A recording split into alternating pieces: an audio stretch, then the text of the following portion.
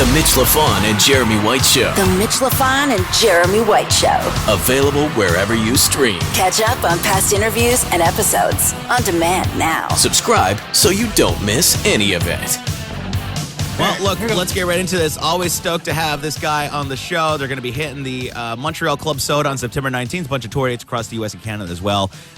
Record came out, not too long ago. Dirty Honey, available wherever you get your music. Welcome back to the show, the one and only Mr. Marc Labelle from Dirty Honey. How you doing, man? I'm doing good. How you boys doing? Good. Listen, it is almost September, and so therefore, Mark and I are very excited about the NHL season coming up. That's really what we're here about. It's coming in hot. You know what's funny is I'm actually missing a buddy's cup party because we have a gig in Edmonton the day he has the cup in Denver. So I'm like, oh man, it's like really killing me. But it's Edmonton. You could probably cancel that gig and nobody would notice. Yeah, you know what? I've never been there, so I'm actually kind of excited to get up there. But yeah, it's funny. I looked at like every possible situation, flights and stuff to get down to Denver from there, and it's just too crazy. Mark, look, I'm gonna be honest with you. I lived in Edmonton for 8 months. You're not missing anything. Okay. Well, I'm gonna find out for myself either way. So. Yeah. There you go. Hey, they have a Denny's and they have a really big mall, so that they got that going for them. I would imagine that they would have to have a big mall because it probably gets extremely cold up there. Yeah. Dude, yeah. In the wintertime. Mitch, actually, one night, I remember I got back from the radio station. I got into my car, and it literally said minus 52 degrees Celsius. Wow. With the wind chill. It's the wind, because it's just flat and open, right? So there's nowhere for the wind to, dude, it's just freezing. Like balls falling off freezing. I'm trying to figure out if I'm going to take... because we play in Saskatchewan before we go up to Edmonton, I think. And I'm trying to figure out if I fly to Calgary, pick up a motorcycle, do the Icefields Parkway, back to Edmonton for the gig, and then do it all the way back to Calgary the next day. Honestly, that would be a super nice drive. I've done it before. I've done it once with my dad, but I haven't gone. I stopped in Jasper National Park. I didn't go all the way to Edmonton. So. Oh, nice. Did you like Jasper? It was cool. We just rode motorcycles. I didn't get to do any like hiking or anything, but it's a nice area. I mean, it's beautiful. Yeah. Hello, welcome to the Travel Channel. Yeah, exactly. Look, hey, what's going on with this tour? What can we expect from the big Montreal show? I have to ask that question. Club Soda, September 19th. Man, I haven't been back there in a while. I think we're supposed to go there with the Black Crows, but that got canceled. You guys had some pretty strict COVID. Very strict COVID. What's going on with that, man? You guys got to get that figured. Is that still happening? No, it's all been, everything's pretty much open now. They don't even Do really I need have a test to get into Canada still? No, not right now, I don't think. Yeah, I think it's random. But the funny thing is that with the random You just need testing, wads of cash to pay the border guard. Yeah. Slip them a couple hundred. Well, no, the weird thing is that if you do they have random testing of international travelers. So if your flight gets selected, well, then every single person on your plane has to get a random test. Yeah. Ew. Yeah. Fortunately, we're not. And what do you do if you're positive? Does anybody even care in Canada anymore? Honestly, I don't even know. I mean, we were back. I was backstage at a show 2 weeks ago, and pretty much everybody was sick backstage. They were like, "We got a tour. We got shows going on." I've been there, man. Trust me. It's like the herd immunity at this point, or whatever they want to call it. Yeah. Well, let me just take up on the whole COVID thing. The band was building momentum at the start of the pandemic. You had the EP out. You were doing some tours. You were going to go do the Black Crowes tour, and then everything shut down. Now, if you're the Black Crowes or Kiss or Metallica, you just start it up and no problem. How much did that affect you? Because you shutting you down kills your momentum. Kills momentum, and listen, we're not as financially secure as Kiss or the Black Crowes. Obviously, Correct. this is your job. You need it. Yeah, we're still a relatively young band in our career, so we it's definitely, you're looking at COVID restrictions being lifted, and then you plan a tour, and then you have to cancel the tour because there's a new wave or something, and it's like, man, you're just like, when are we going to get back out on the road? It was definitely a bad, dark time, but we got back out pretty quickly compared to some other acts, and we really jumped on the first wave of optimism, and I think we rode that into the first couple weeks of the Black Crowes tour, and then things got pretty hairy again. I think again, during that tour, like it got pretty serious and, we were still out there like doing our thing. But, we kind of lived in a way where we didn't really care about it too much, to be honest. And how much did the Wolf tour help you, or the Mammoth tour? Because that was a great pairing of two young bands. I mean, it was great for the fans. Great for the fans, for sure. Great for us. I think like, we're definitely two of the hotter like rock bands out right now. And correct. He's amazing, obviously live, and absolutely. His band is great. And I think we got along really well on the road. But, I think musically we brought two different brands and like little different styles of rock to, audiences, and helped each other, grow a little bit. Yeah. What would be the differences, you think? I would look at Wolf more sort of in that early 2000-ish kind of sound, and you're more sort of even maybe further back, more of an 80s or 70s kind of sound. Like, is that about right? Yeah, I think, we're both 4-piece rock bands, but the approach is different. I think he's definitely got a heavier, that heavier, like hard, I would call him more like hard rock, and we're a little more rock and roll, a little more blues influence in the music. Mm-hmm. So, but yeah, I mean, he said every night, he's like, we're both two live rock and roll bands playing everything live. There's no tracks, there's no auto tune, there's no faking anything. So the no keyboardist off stage. Nobody's behind the drum riser.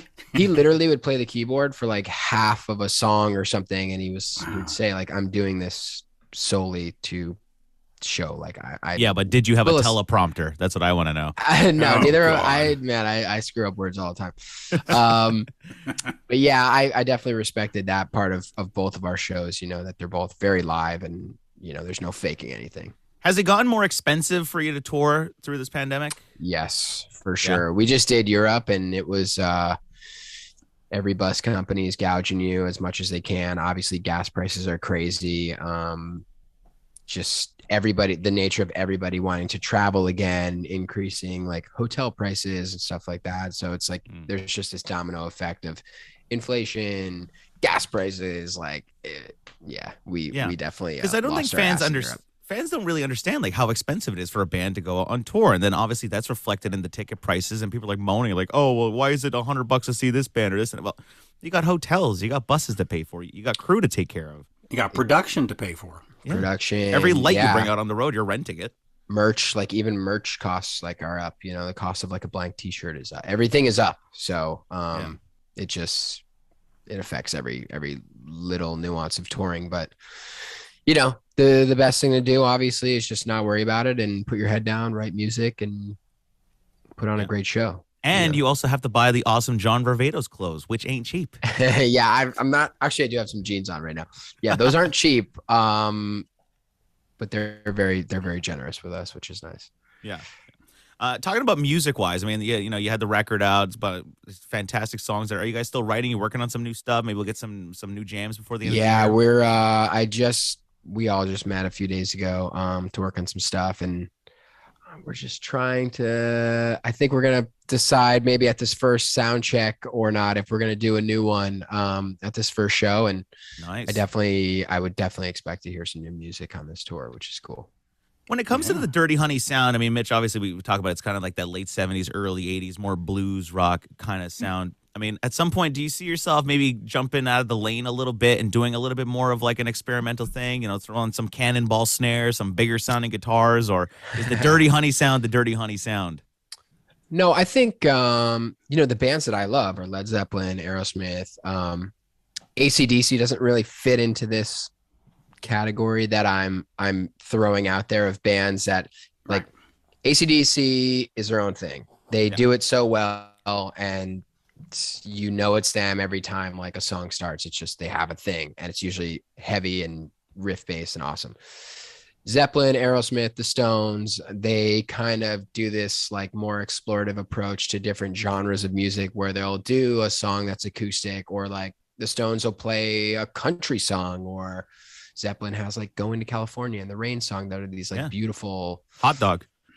Yeah, Hot Dog is way out of left field. But those are the like artists that I really, aspire to be like, a band that can do everything, but still has their own like identity in these different lanes of rock. But look, I mean, it also goes down to producer as well. I mean, you got Jack Douglas and then you got Mutt Lange. Yep. And one sounds complete opposite of the other, but equally the bands still have that sound, you know?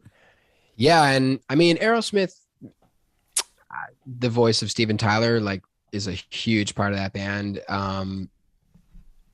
You know, I think anytime you have that like consistent voice, you know, like holding your hand through the music, it's gonna sound like Aerosmith, you know. So it doesn't matter if it's who the producer is, and the same goes for all those bands I just mentioned, you know, that they have their own identity in the music. So yeah.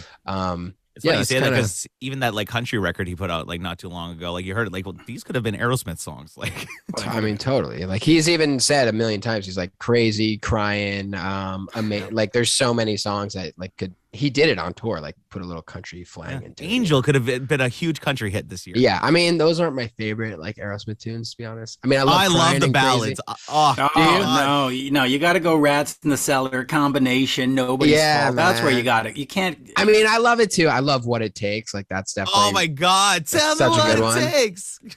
It's so good. You have to look up. There's of Aerosmith. Those songs. It was the beginning of the. Come on, man.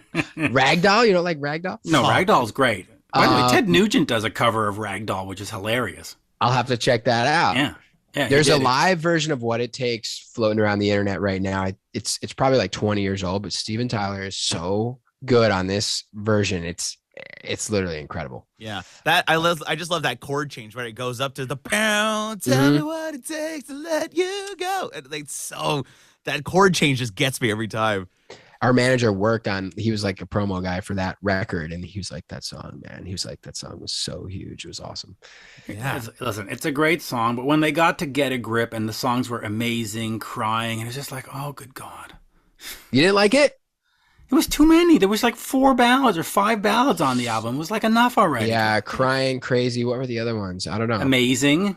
Yeah, that was a ballad. And then the rock songs like Fever, and they were just Fever's very great. You don't like that one? It's not Flesh. I love Flesh. Okay, but it's not Walk This Way. No, I mean, dude, that song's got swagger that's like one in a billion. And look, you slap on Pump, and it's like you hear Bruce Fairbairn's production, like on the drums on Love in an Elevator. I mean, come on. So good. And you know what? The best song on Pump was a song called Ain't Enough, and it was the Japanese bonus track. So only like one little small part of Asia got to hear the best I know that song too. on that record. It's a great song. There's another one, I think it's from the Get a Grip, called Head First. That's a really good tune. That's on Get a Grip too. Yeah. Anyway. This is the Aerosmith podcast. Living on the Edge was so... Anyway, listen, ultimately, you're the voice of Dirty Honey. You're the Steven Tyler of Dirty Honey. So you can start replacing all the band members as long as the voice is there. Oh, yeah, right. No, I think there's a very deep, like, honestly, there's a deep songwriting connection. I mean, songs can happen any way, whether if it's just me, like, playing acoustic, or it can be John, like, bringing something in, or Justin, or whatever. Like Corey, obviously, anytime like Corey plays drums on anything we do, it's always better. So it's like, and we kind of know like when we're on to something that's gonna become a song. Right. But you know, drum machines don't talk back. Yeah, that's true. That is a bonus. That's a bonus. Neither do auto-tune guitars and my bad comps takes on Logic. You know. But jokes aside, though, talk to me a little bit about the writing process, because you came out of the box and there were no songs. You were a live band. Then there was an EP. So it seems in a way that you sort of went backwards in the approach, whereas you like normally you have like the debut album and then you go tour it, but you went and toured and then you went, oh, yeah, an EP would be kind of a good idea, wouldn't it? And then you did the album. So talk to me about doing it that way. Yeah, I think that like ideology is like in an effort to get some label interest going and stuff like that by releasing a couple songs, seeing what happens. Obviously, if the songs are good enough, you can create some opportunities for yourself. Of course. You know, with live shows with bigger artists or whatever. But you know, it really wasn't any different than what we'd been doing. What we did in the early days was we would write songs, play them in the bars and clubs, over and over and over again until they got refined to a point where we were like, people are responding to this. And then we went out and toured on that EP, did the same thing with new music on that tour, like played The Wire, played Take My Hand, played, a couple others, whatever. Yeah. Just played some new songs, went back to the writing room, with some maybe adjustments that we Tied Up was another one that we played a lot. Right. Tinkered with them and maybe made them better, and then tried them out again live, whatever. Then did the record. And like, that's the same thing we plan to do with this next batch of tunes, is like, maybe we'll play like 2 or 3 new ones on this tour and see how they go. And if people respond to them, great. If they don't, then maybe they need to be worked on a little more. You know who else did that a lot back in the day was Dennis Pop, the big Swedish producer. He worked with Ace of Base. He was Max Martin's, basically, his Mont Lang. He taught him pretty much everything. Yeah.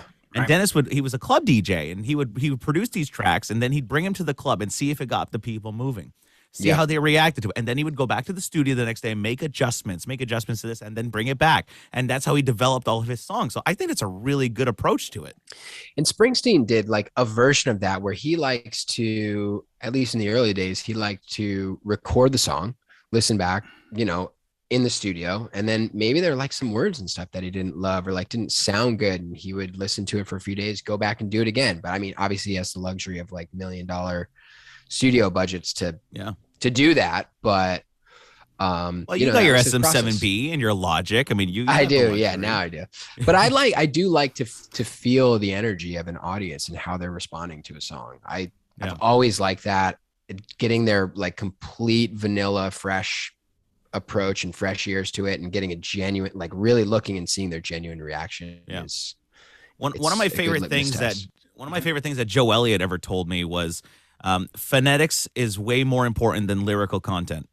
And you listen to some of those Def Leppard songs, and he's absolutely right. You listen to Armageddon, it makes zero sense, but you can sing along to that and you know every word. When you're writing your lyrics, is the lyrical content really, really important to you? Like, are you trying to tell a story or?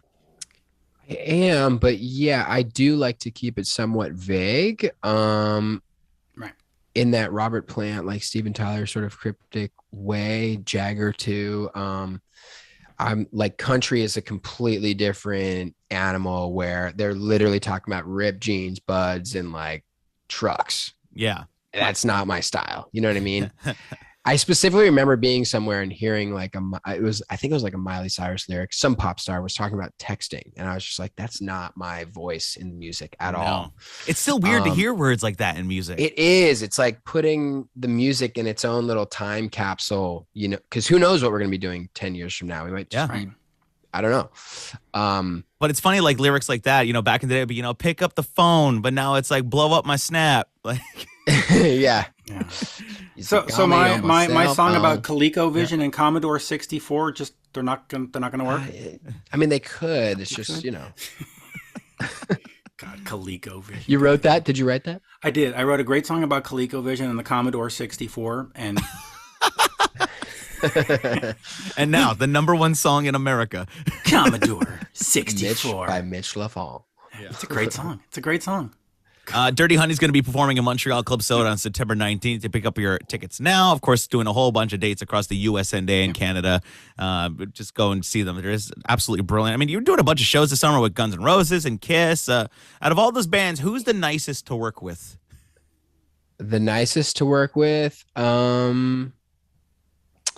were out with Guns N' Roses, Gary Clark Jr., Rival Sons, and Kiss, and then a bunch of festivals filtered in there as well. The Kiss crew, a lot of them, a good chunk of them overlapped with the Black Crowes crew from whatever last summer. So we got really, really well taken care of there. And they were, for me, the biggest surprise. Like Paul Stanley was awesome. Gene Simmons was super nice. And like, they just, honestly, they blew me away. I did not expect to like Kiss that much. I got the shirt, man. I'm like full in. I was shocked. Literally, I was shocked because I'd seen them before with Aerosmith. And I was so like blinded by Aerosmith that I just didn't remember much about it other than fireworks. And they just sounded great. And the show was awesome. and they were nice to us, which was a nice surprise as well. But took a lot of time and got to talk to them and met Doc McGee. That was, a nice Doc's treat. great. Doc McGee is at their show in Budapest. I'm like, what are you doing here? Like, he's at every show. He tours. I go to every show. Somebody's got to collect the money, right? Yeah. But they were great. He's got man. great stories. Whenever you talk to him, he's got a great story. He was great. He was great. The whole band was great, and I was just so surprised at how good they sounded and how much I enjoyed that show. I'm like totally in on Kiss now. Hey, this might be a really weird out of the box question, but I just came back from a big music festival here in Montreal, and it blows my mind how the inner workings go on backstage and stuff. Trying to get artists from Artist World on the golf cart to all the logistics. Which one was it? I was at Lasso in Montreal. It was a country festival. The country one, yeah. At Heavy Montreal a couple of years ago, they had Dirty Honey on like Planet A, and they had the Artist World on like Planet B. Yeah. I loved it.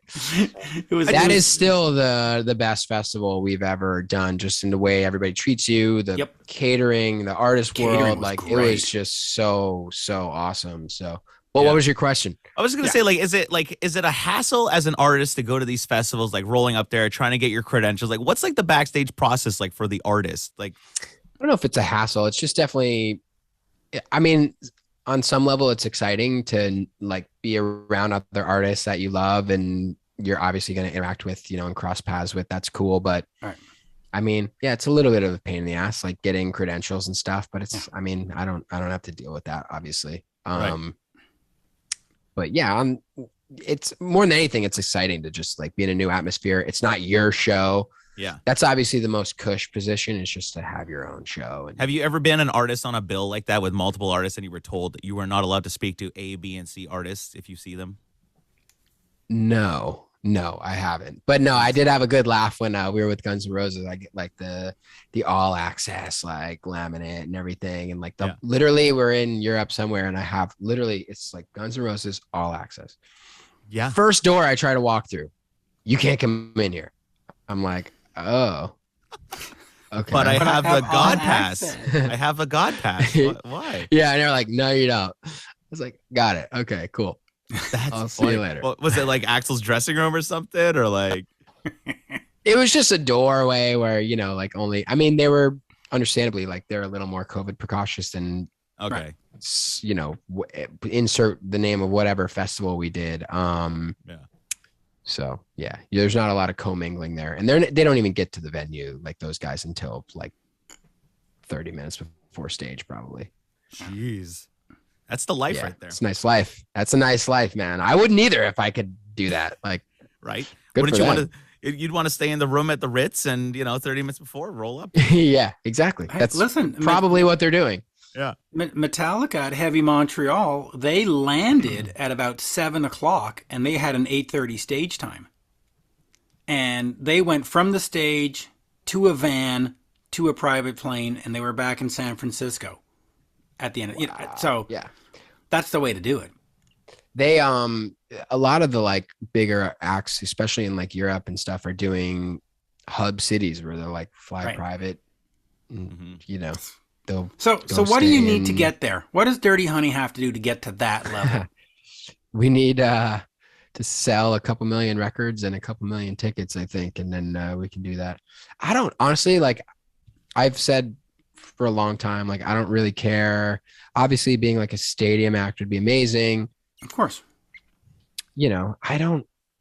I really like in terms of so now we've played arenas, we played stadiums, we played amphitheaters, we've played everything, clubs, theaters. My favorite size venue is a theater. That's what I feel I connect the most with the audience with, have the best time myself with. I feel like there's not people that are too far away from the show that are getting it's immediate. cheated there's out a reaction. Yeah. A stadium. It's a really cool. They're like stadium shows for me as a fan are not. I don't like them. They're too big. An arena is a great place, and of course, a theater is fantastic. There's too much the variation of like the sound from stadium to stadium. You really never know what you're getting. We were in Warsaw. Too much echo, too much air. Oh my God. I was in Warsaw with Guns, and like the echo in this place was crazy for us. Slap and then back.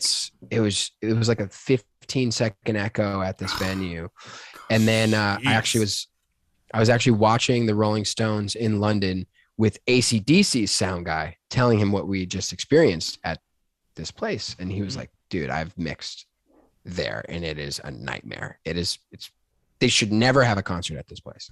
Wow. But they can sell 60,000 tickets or something there, which is still pretty awesome. No. Nobody seemed to be complaining though. So I'm just If waiting you, for the day when people can just roll up with their own in-ear monitors and plug into their phone. And instead of a PA system, you just get the mix right to like Bluetooth or something. That would be fantastic. Now, by the way, if you start playing Rib Fest, is that when you just sort of quit? You just go, Dad, I'm not doing Rib Fests. Oh, fuck. yeah. Yeah. Yeah. Yeah, Ribfest is it's not where it's at. I don't even know what that is, but There's a lot of Rib Fest around here that book bands, and it's like, whatever, Faster Pussycat playing the Cornwall Rib Fest, and you go, Yeah. okay. LA Guns performing at the bowling alley. Like, it's, Oh, really? Oh, God. but we love those bands. We Yeah. love those bands. Anyway, Thank God. well, look, Dirty Honey coming back to Montreal. Tickets on sale now. Club Soda, September 19th. But honestly, go pick them up. Go see them. Go see multiple shows. We need to get them into the private jets and the Ritz, man. The Ritz were okay. Yeah. We sometimes, we can make that happen. But the private jet, yeah. I don't have 60 grand to blow one way.